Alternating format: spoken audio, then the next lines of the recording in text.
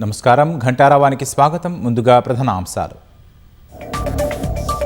కాల్పుల విరమణ ప్రపంచ శాంతికి పెద్ద రోజుగా అభివర్ణించిన ట్రంప్. మధ్యప్రాచ్యానికి స్వర్ణయుగం కావచ్చన్న అమెరికా అధ్యక్షుడు.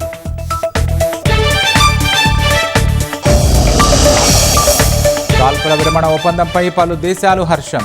శాంతికి కట్టుబడాలని ఆస్ట్రేలియా, ఈజిప్ట్, ఇరాక్, జపాన్ పిలుపు.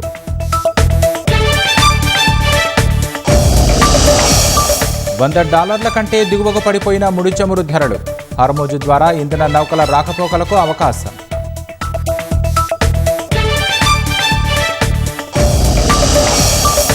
కాల్పుల విరమణ ఒప్పందం వల్ల మార్కెట్లలో సానుకూల ప్రభావం. 2700 పాయింట్లకు పైగా లాభాల్లో సెన్సెక్స్.